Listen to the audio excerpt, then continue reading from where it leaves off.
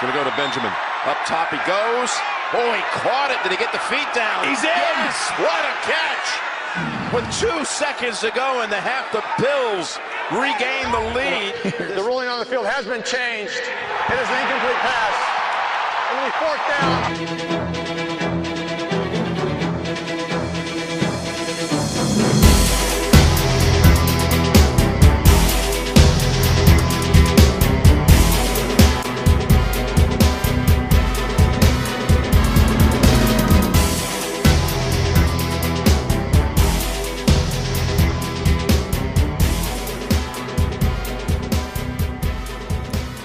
Hello, and welcome to the regular season finale edition of the Citizen NFL podcast. The Game of Thrones of podcasts.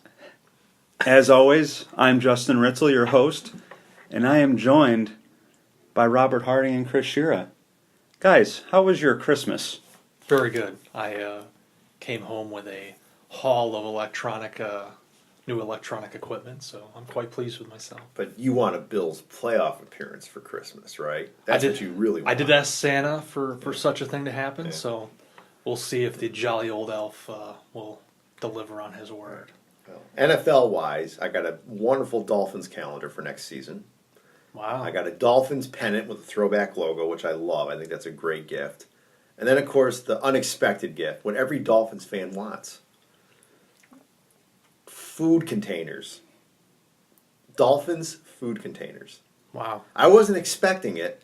My wife surprised me. I have to admit, I was surprised. They haven't come in yet. She ordered them online. You know, they weren't in when she ordered them, but I'm pretty excited about my Dolphins food containers, you know. Now, Chris, I I know. How do you follow that up, right? I have to ask regarding this calendar. Yes. Which Dolphins quarterback was featured in said calendar? Oh, it's Ryan Tannehill, obviously. You know, it's funny. I actually went through the calendar, and there are already 2 former Dolphins in that calendar: Byron Maxwell, Wow. and Jay Ajayi.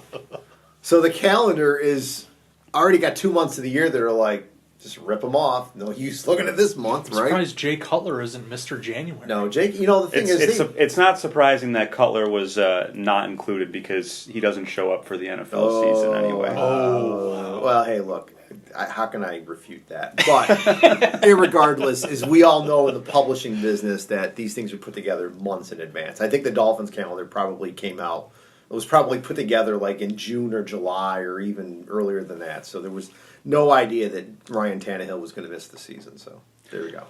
Okay, so obviously it's final week of the regular season. There's a lot of playoff seeding to still be decided.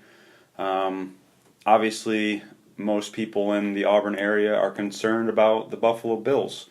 First off, Robert, just your quick take on the catch, non-catch with Kelvin Benjamin last week. Ultimately, would it have mattered? Well, yeah, I mean, you look at the final score and you say,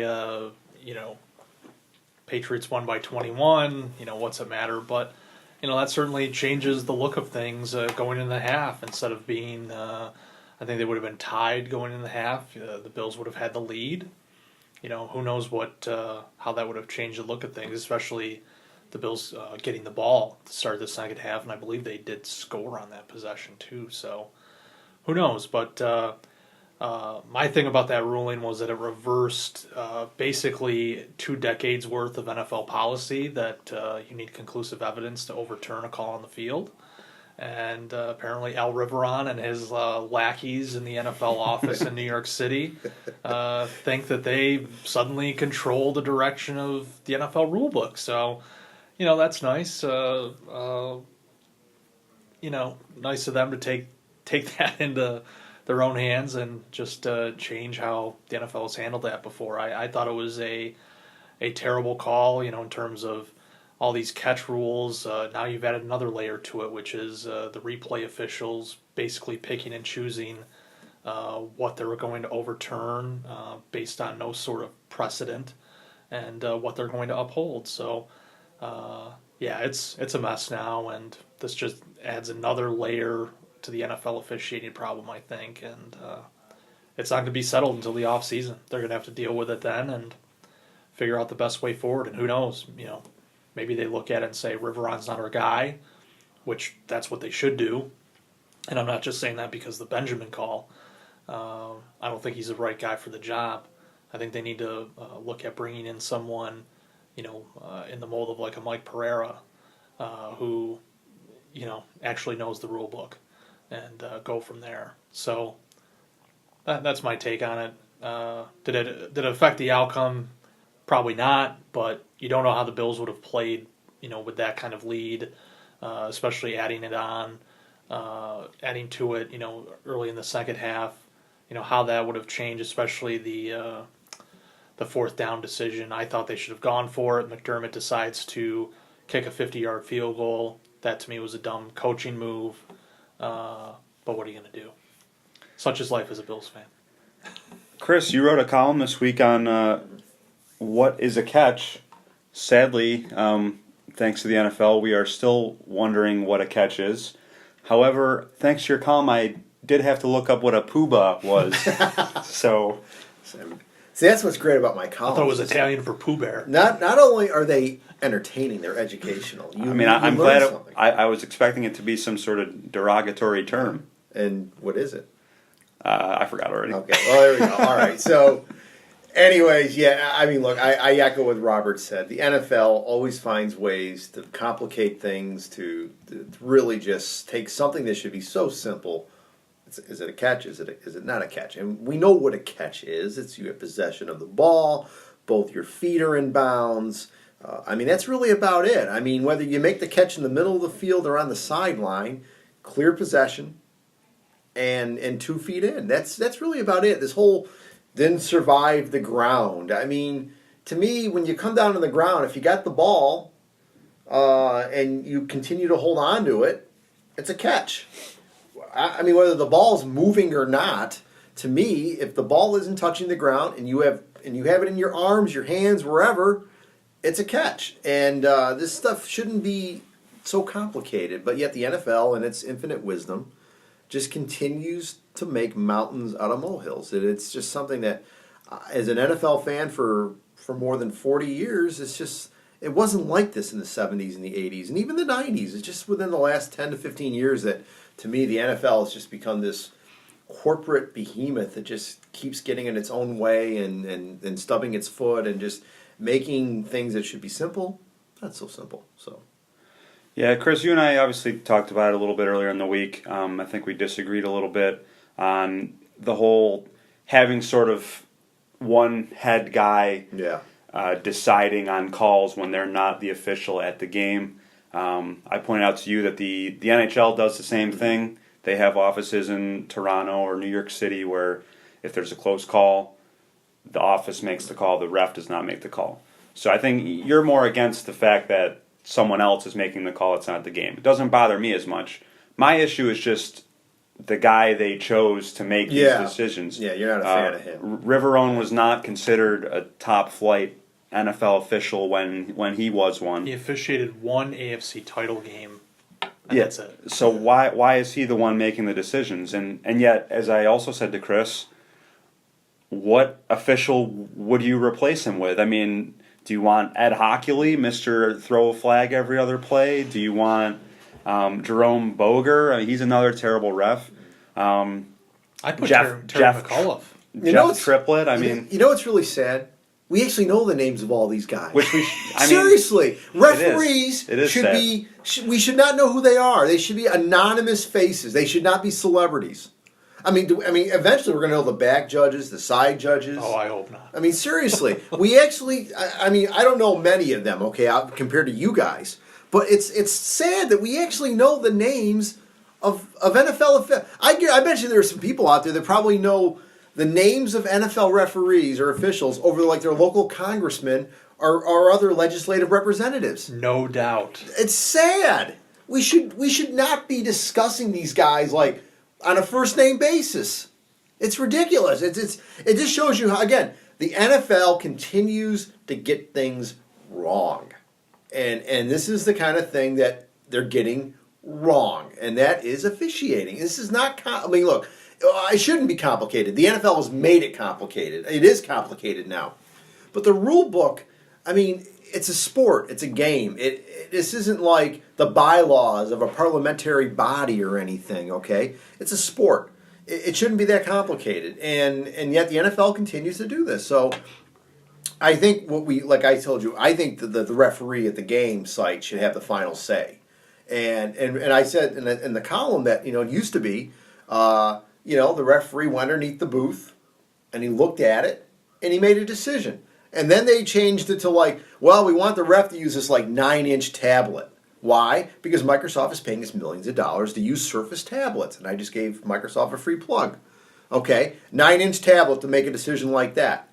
To me, what the NFL needs to do is bring the booth back, but put a 50-inch flat screen inside the darn thing, okay? Make it so big that the referee can't help but get a good view of what the heck is going on. Any brand of TV that it doesn't. you prefer? No, I'm not plugging TVs. Okay, just check. Hey, if somebody wants to give me a free TV, hey.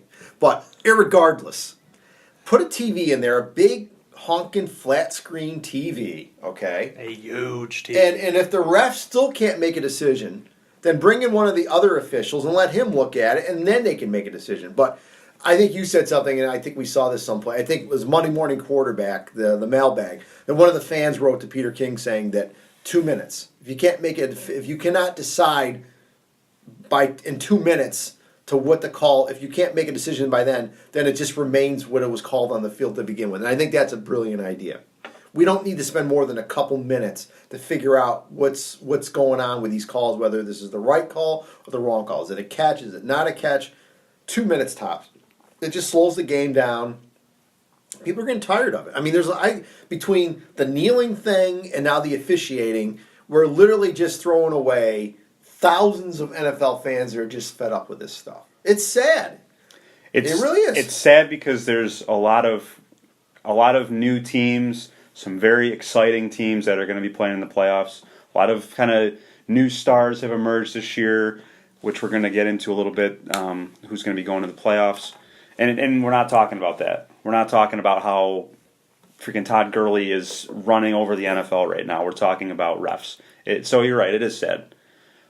But I think we should get into the playoff scenarios here. Let's start with the NFC, and then we'll end on the AFC and talk about what's going on with the Bills. Really, there's one spot to be decided, which is the final spot in the NFC. As it sits right now, the Eagles are the top seed. They can't move anywhere. They will have home field throughout the NFC playoffs. Vikings are number 2. The Rams are number 3. Saints are number 4. And the Panthers are number 5. And then you have the Falcons and Seahawks are battling for that final spot. There could be some shifting among the seedings.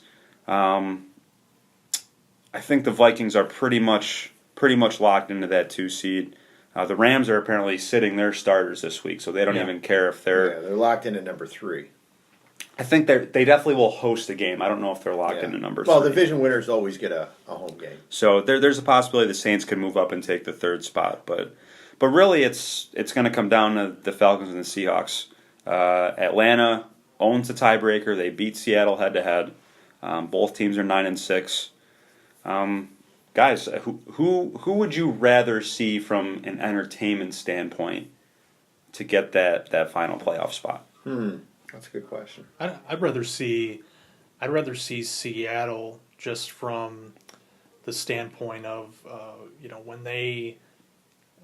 when they're playing at their best, they can beat any of those teams that have qualified for the playoffs already, and they've been in a position to surprise some people before. I mean, I think the thing with Atlanta this year is that the offense, while still good, it certainly isn't as potent as last year, and the defense is solid, but they're kind of just a middle of the road team now.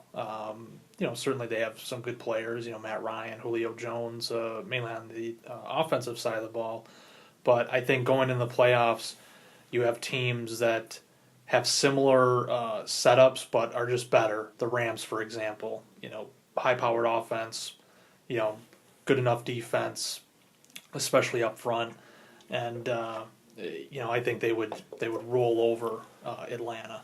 So, The Rams did roll over Seattle 2 weeks ago. That's true. Yeah. That's true. And I think with Seattle, you just have a team that has the experience. Playing the playoffs. You're led by Russell Wilson. On the defensive side of the ball, they do have some injuries, but they still have, a lot of the key players there, the Michael Bennett's of the world, Bobby Wagner, and so on. So I think that out of those two teams, Seattle would probably be the one I'd be most worried about in that final spot. I disagree with you. I think Atlanta for a couple of reasons. Man, Number what's one, in that Verner's today? Full of hot takes. Atlanta to me has more. What am I supposed to say? Atlanta to me has more long-term potential. I think Atlanta could possibly win their first playoff game on the road. The Seahawks, to me, they're a hot mess. Okay, because their offensive line is non-existent. Russell Wilson's literally been doing it all by himself. Okay, the defense is banged up. We know that Richard Sherman's out for the year. But who's that player who last week actually chased down the Dallas coach and said, "Hey, man." Or Earl Thomas. Earl Thomas, yeah. Hey, I want to play with you guys next year. That's not really conducive to a playoff run, if you know what I mean. When you got your guys are soliciting other coaches to play for them next season. That's not. I mean, I wonder what happened in the locker room when that news got out. So I'm not feeling too good about Seattle's long-term chances. There's been some under the rug stuff that's bubbling out a little bit. I like Atlanta to if they get that playoff spot to make some noise with it. That being said, I mean we're not going to talk about the whole NFC, right? We're just talking about the teams that we could, Pretty much. But yeah, I mean I like Atlanta over Seattle, to be honest with you. I think I would rather see Seattle just because of just seems like all their playoff games just wacky stuff happens. Yeah, I get that. Yeah. 2014 NFC Championship, which still hurts me. Mm-hmm. You have that game. You have obviously the Super Bowl a couple weeks after that. The throw it at the 1 yard line. The Vikings, Blair Walsh missing that kick was against Seattle. So they always play these wacky games. So on the history alone, I would go with them. Although obviously Atlanta played in a pretty wacky playoff game last year. I'm sick of seeing Matt Ryan. He's just been bad this year.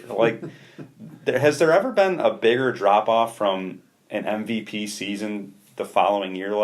He might not even throw 20 touchdowns, which is Joe Flacco was a Super Bowl MVP, so he had to be good for a one game. Much smaller sample size than Matt Ryan was. Yeah, a one elite wonder. So, and I think that's one thing that people haven't really talked about, unless you own Matt Ryan in fantasy football, is that he's just been brutal. Yeah. So whatever. Is there a team? Just throw a team out there that you guys consider the favorite right now in the NFC? Well, I have to say, I mean, it'd probably be Minnesota right now. I mean, you look at from top to bottom, they're the more complete team. That being said, we always know that the most complete team or the best team doesn't necessarily make it through the playoffs unscathed. I mean, Robert and I were discussing this in our picks. I mean, New Orleans, Carolina. I mean, either of those two teams could surprise us and maybe run the table to get to the Super Bowl. The Rams, obviously, there's a team that, who knows what to expect because they're so. I mean, they haven't been in the playoffs in what 10 years. I mean, this is a brand new team, and we don't know what to expect from them. And you wonder when you get to the playoffs where the pressure gets amped and things are different, can they handle it? But on paper, they've had a great year, and they're definitely a very good team. And Wade Phillips is a defensive coordinator. I mean, this guy always does very well in the playoffs with his squads. Look at Denver. A few years ago, they had a great defense and that won in the Super Bowl that last time. So I think the NFC isn't as cut and I mean, obviously the AFC is very cut and dry. We could say that. We'll talk about that in a minute. But I think the NFC is wide open. I think you could see 3 or 4 teams arguably come away with the NFC, the George Halas Trophy as winners of the national. George Halas, look him up. You should know him. I know you know him. If it wasn't for George Halas, we wouldn't be sitting here right now. But anyways, yeah. So, anyways, that's just what I'm saying. All right.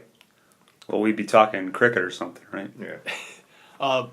My team to watch is the Rams. Just the way that they've been playing lately. And even though Minnesota did beat them earlier this year, I just like what this team brings on the offensive side of the ball. Plenty of weapons in the receiving game. You got Todd Gurley, arguably the NFL MVP. Then on the defensive side of the ball, you've got Aaron Donald, who's arguably the best defensive player in football. So, and Wade Phillips is the coordinator. So I think they're a team to watch. Minnesota, I do think it would be cool to see them play for the Super Bowl in their home stadium. I think that would be quite a sight for them, quite an opportunity. But I think the Rams have a better shot. I think they're also more. You don't know with the Vikings, can Case Keenum sustain this level of play that he's had, especially now as the games get more important. Can he play to that same level he has for most of the season? That's a bit of an unanswered question. You know what I'm looking forward to? After the Philadelphia Eagles are eliminated in the divisional round, I'm looking forward to the Minnesota Vikings hosting the NFC Championship. And like so many previous Viking seasons, having their hearts ripped out of their bodies. Ouch. Because that would make me feel better after they stole a division title from the Packers with the cheap shot on Aaron Rodgers back in week 6. There we go. There it is. Wow, it's all coming out now. Let it go, Justin. Did you have a sip of that Burners a minute ago? I don't care who does it. Yeah. I just want someone to walk into that stupid stadium and knock Case Keenum's butt to the ground. Wow. Man, you guys are this is crazy. See, I can imagine the final cut of this podcast will include a clip of Gary Anderson missing that field goal in the 98 NFC title game? Well, we have that one. I mean, Favre's interception, maybe the worst throw of all time. At least the dumbest throw of all time. Wow. As far as the team that I'm looking out for, the Carolina Panthers, they're still technically alive to win the division, so they could host the game in round 1. Yep. The only thing I worry about with them, because they are, you could probably say, the most experienced team in the NFC. They were in a Super Bowl 2 years ago. Yeah, right. If they have to face New Orleans, I think they're in trouble because the Saints have kicked their butts in the 2 meetings this year. So, but I do like the Panthers. They're my pick. I would love it if the Panthers waltzed into Minnesota for the NFC Championship and Cam Newton put those Vikings in their place. Wow, Justin, I'm just stunned because I can't remember the last time I've heard such a hot sound here. Cue up the sizzle. The flamethrower. What in the world? That is a flamethrower. So, there we go. You wanted hot takes? We got hot takes. Wow. That was an old-time great moment. All right. I can't turn it off now. Oh, hold on. There we go. Oh, jeez. All right, there we go. Got it. And with that, our chances at podcast of the year are down the tube. Area Senior plays with phone too much. Up in smoke. Wow. Ooh, this went off the deep end. All right, man. AFC. Onto the AFC. AFC. How do you even follow on that? All right. Well, the Dolphins are out of it, so we know that one of us will be quiet for a while here. I got to find a sound effect. Someone crying now, right? All right. So, AFC, the 4 division winners are pretty much locked in. Yep. There could be a potential of some movement with the seedings, but I'd say it's probably going to stay at what it is. So right now, the Patriots are the top seed. Big surprise. Pittsburgh Steelers number 2, Jacksonville number 3, and the Chiefs number 4. And you have 4 teams who are vying for the final 2 spots. Indeed. Baltimore Ravens currently hold the 5th seed. They're 9-6. Then the Tennessee Titans, Los Angeles Chargers, and Robert's Buffalo Bills, all at 8-7. Robert. Yes. You can't be feeling good about the Bills' chances, right? Oh no. No. I've seen this. I've seen this movie play out before. I'm sure that that there will be something about this. One Bills fan tweeted this week. Actually, probably many have that. The Bills will probably have everything go their way in terms of the other scenarios, and then lose to the Dolphins, which I think is certainly a possibility. Bills are playing on the road, so who knows what could happen. But yeah, the chances of all this playing out, the two scenarios, the Bills need to win and then either have the Ravens lose to the Bengals. The Ravens are playing at home, or they need the Titans and Titans and Chargers to both lose on Sunday. Chargers are hosting the Raiders. Titans are hosting the Jaguars. So not exactly an easy path either way. Ravens are certainly the favorites to win their game. Titans and Jaguars could be close, but even if the Titans lose, you still need the Chargers to lose at home against the Raiders, which they're a favorite to win that game. So yeah, it's not looking good. But hey, as Chris Berman said, that's why they play the games. I thought you were going to say no one circles the wagons like the Buffalo Bills, but hey. Nah, it's overused. Let's put it this way. As a Dolphins fan, nothing would give me more pleasure to beat the Bills on Sunday. And then basically there's no what's going on with the Baltimore game? Oh, what's going on with the Chargers game? What's going on with the Titans game? Nah, we beat you guys. That's it. There ain't no scenarios or anything. Oh, yeah, it's done. You're home. You're home with us. Of course, you guys are going to be home in the frozen tundra, and we're going to be home where it's beautiful and sunny. Well, the Dolphins will be. You will. Yeah, you will be here. No, I'll be here too. Yeah, I'll be freezing my my rear end off too, like the rest of you guys. But it'll feel a little bit better knowing that we ended the Bills season, though. I mean, that's really all we have. I mean, that's it. I mean, hey, look, Dolphins underachieved, played like garbage. They got what they deserved. They are home for the holidays, just like they deserve. But nothing more fun than having Buffalo stay home for the holidays again. Chris, the closest you're getting to Miami Beach is looking at your desktop background on your computer. Yeah, no kidding. Or the message boards. Yeah, something like that. Mm-hmm. So, I mean, out of the division leaders, is it going to be Patriots, Steelers? Is it that simple? It has to be. I mean, look, could an upset happen? I mean, could Pittsburgh be upset in that game? It's possible. I mean, look, even the Patriots. The Patriots can be beat. I mean, look, they've lost 3 games this season. They're not undefeated. They are beatable. I mean, God knows Miami did it a couple of weeks ago, and I still can't figure out what the heck happened in that game. But anything can happen. But irregardless, look, we all want a Patriots-Steelers AFC Championship game because of the soap opera, the whole thing with Harrison, man. I mean, all this stuff that's coming out. Yeah, he was sleeping in meetings. Yeah, he didn't visit Shizer in the hospital there. Shazier. I'm sorry. My apologies. I mean, all of a sudden, Pittsburgh and New England has become like, Duke, North Carolina, Red Sox, Yankees. I mean, it's become a huge rivalry all of a sudden. So, yeah, I want that game. And those rivalries, see, the thing with the rivalry is that it needs to be somewhat even. Right. One team needs to win a couple, then the other team needs to win a couple. But the Patriots have just kicked the Steelers' butts over the Belichick Brady era. I mean, Brady's first AFC championship was in Pittsburgh, and he actually, if you guys remember, I'm sure you do, because you're very knowledgeable guys. Brady got hurt in the AFC championship, and Bledsoe had to come in and win. So, but yeah, I mean, I think it's inevitable. The Patriots are going to get in. Yeah, we're all going to be annoyed. I mean, the thing is, who do we see beating New England in that one game? I mean, seriously, the Chiefs. Well, a couple weeks ago, I would have said, and I don't even know if the seedings would even play out where this would work out.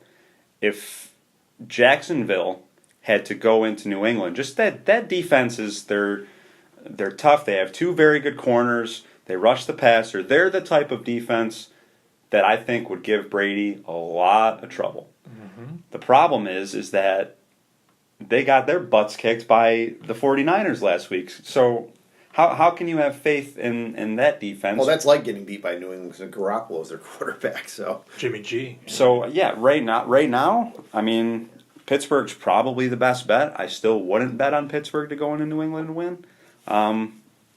We'll see. I guess. I mean, the Chiefs did beat the Patriots once.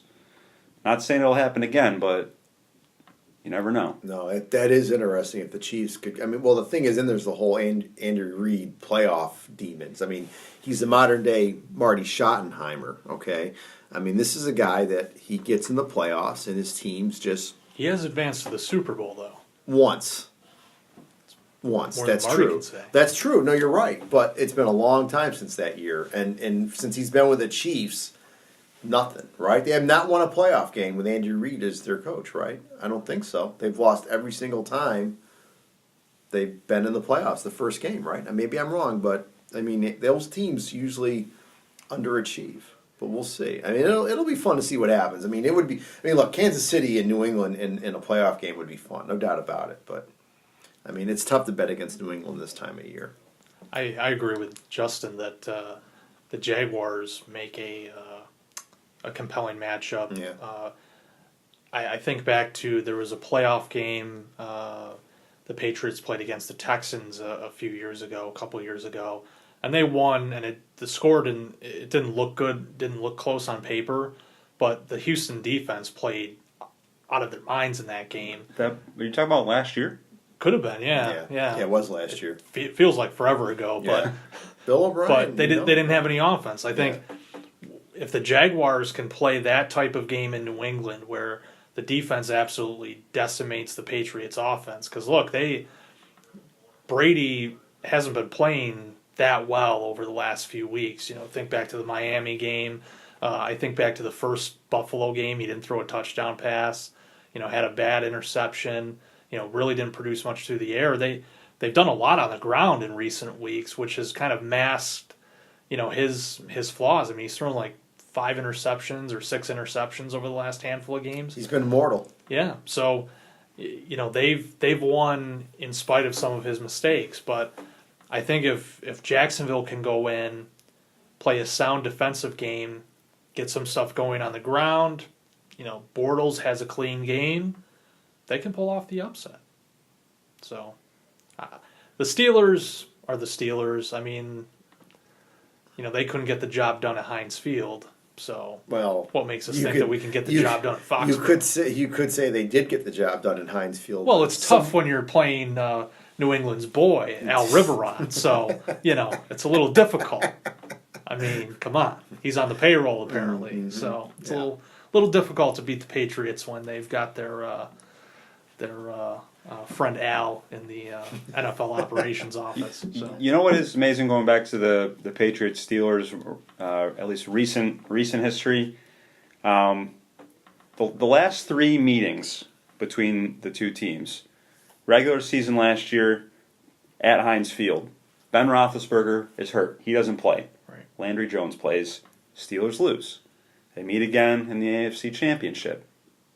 Le'Veon Bell gets hurt in the first quarter. Yep. Steelers were right there in the game until he got hurt.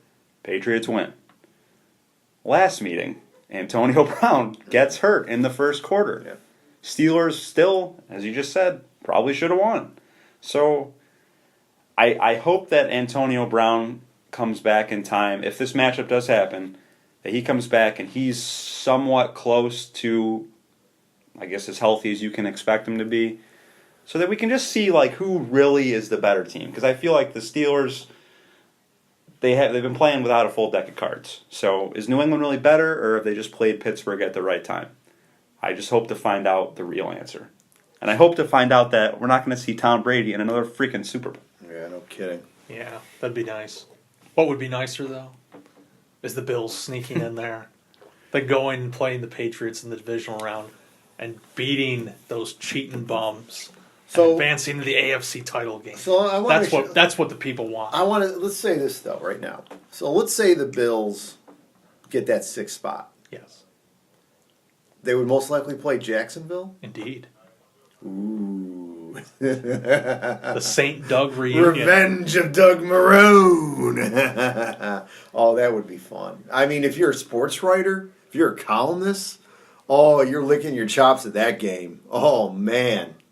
Oh, that would be great. Well, if you're a sports writer in Buffalo, I mean, the rest of the nation probably doesn't care. No, I think no. I mean, I Maybe, you know, I maybe get the guys that, in but Jacksonville, but the guys in Jacksonville. I mean, it would be fun to see Marone take on the Bills. That would be a lot of fun. yeah. At least Al Riveron doesn't have sides in that one. Yeah. So His offensive coordinator would be very anxious for that game too, wouldn't it?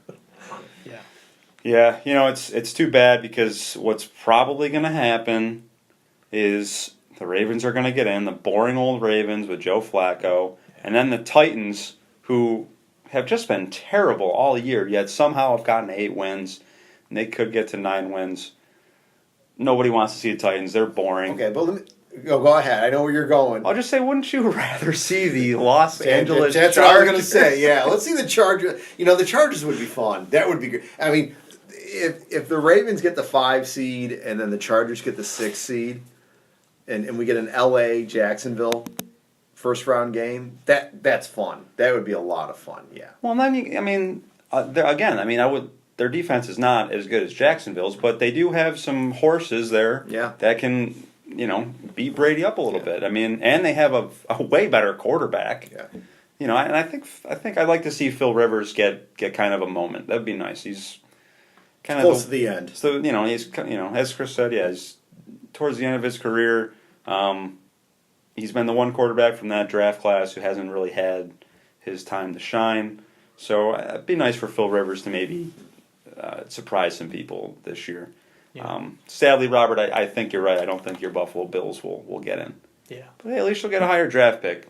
That's right. That's right. That's what we're looking for. That doesn't mean anything. Hey, pipe down there. That doesn't. Some mean of us care about the draft, just because you don't know what the prospects are out there. I'm just saying that just one of those things that it's not where you draft, it's who you draft, right?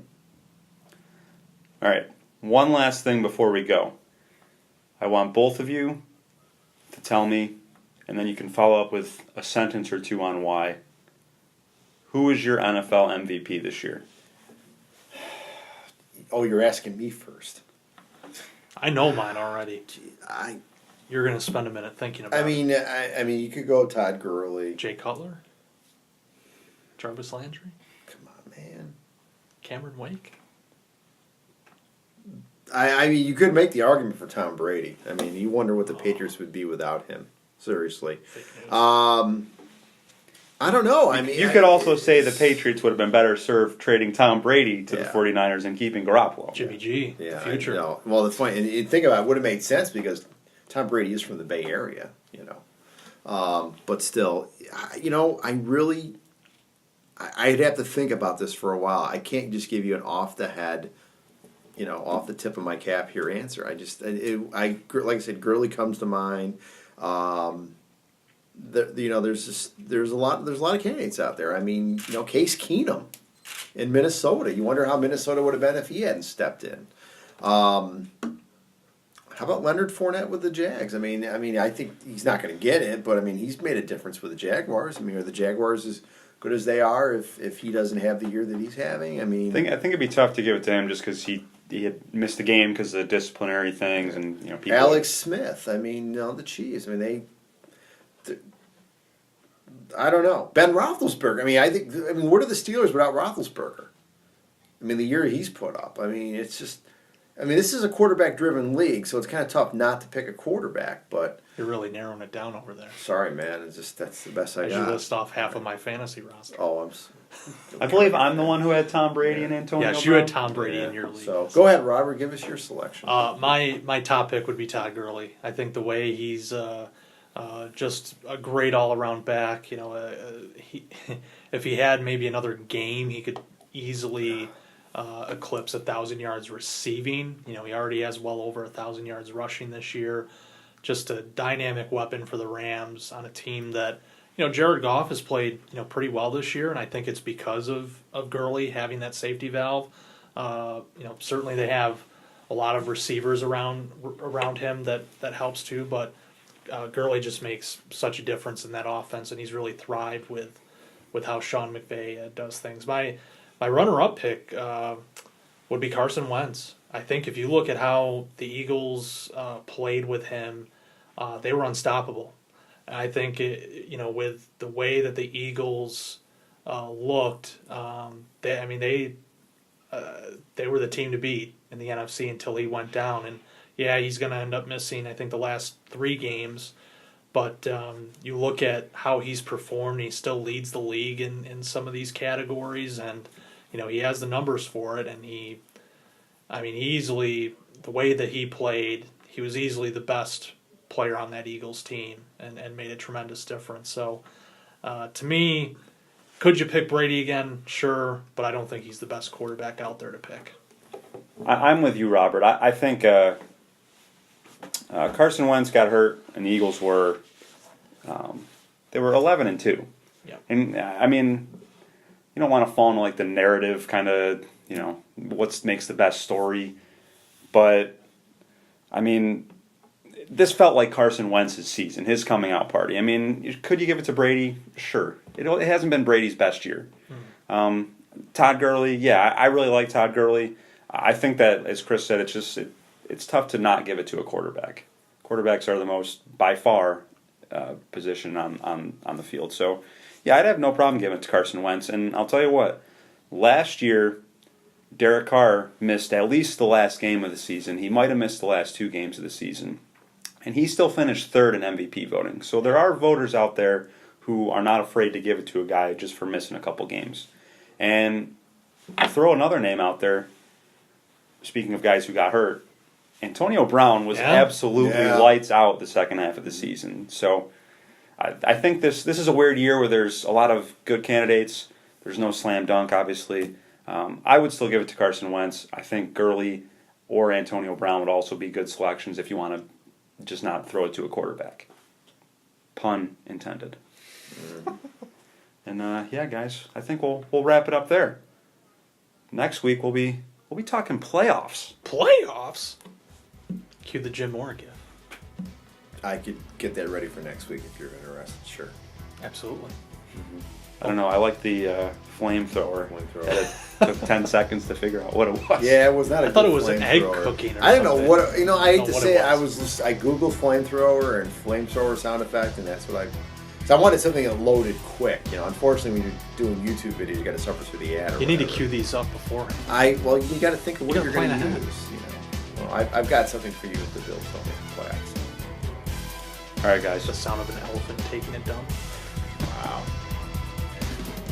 We will close up shop there. This has been another edition of the Citizen NFL Podcast. For Robert Harding and Chris Sciria, this is Justin Ritzel. We'll see you next time.